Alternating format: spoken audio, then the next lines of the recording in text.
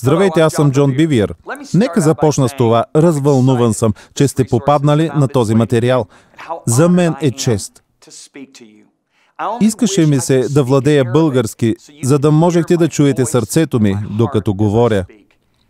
Знаете, че заедно с жена ми Лиза основахме Messenger International преди повече от 20 години. Нашата мисия и копнеж са последните думи на Исус Христос преди да напусне земята.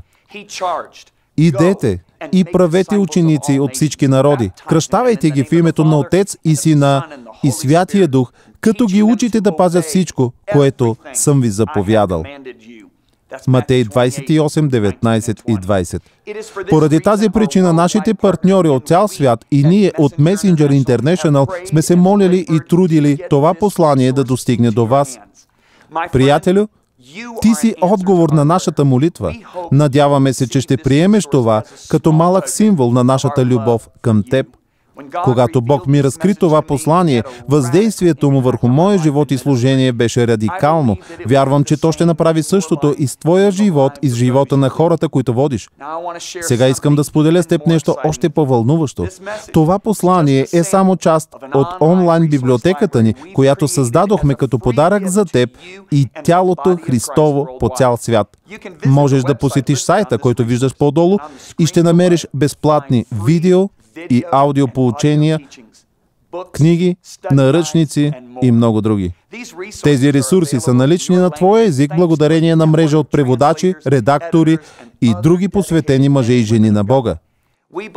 Вярваме, че с тези съвместни усилия да бъдем от помощ на твоето служение са вечна и важна инвестиция за Божието царство на земята. Моля те да се присъединиш към нас в изпълнението на Божия призив в сърцето ни. Бъди ни партньор, като разпространяваш тези материали в своето общество, квартал и сред всички, които говорят български език. В Матей 10.8 Исус каза на своите ученици: "Даром сте получили, даром давайте." Има повече от 25 000 църкви в САЩ, които използват курсовете за обучение на нашето служение. Днес ги изпращаме и на теб. Това, което искаме от теб, е да ни помогнеш да изпълним Божия призив да разпространим Словото му навсякъде. Моля те да споделиш всички материали от този диск и онлайн библиотеката ни със своето семейство и църква. Разпространи Словото и сред своите приятели и колеги. Чувствай се свободен да изпращаш части или целите файлове до своето събрание. Публикувай тези материали онлайн и направи копия на това DVD и на книгата. Проверявай нашата онлайн библиотека често, понеже добавяме нови материали. Евреи 4.12 ни казва, че Словото на Бог е живо и деятелно. То е мощно. Само Божието Слово има сила да ни даде свобода, живот, надежда, цел и откровение. Ти играеш жизнено важна роля, помагайки ни да разпространим тези послания в нацията ти и по света. Желанието ни е Божиите деца да усетят силата на Словото му в пълнота. Знам, че и ти копнееш за това и е привилегия да се трудим заедно, за да разширим Божието царство на земята. Приятелю, ние те обичаме и подкрепяме. Твоят принос за тялото Христово е безценен.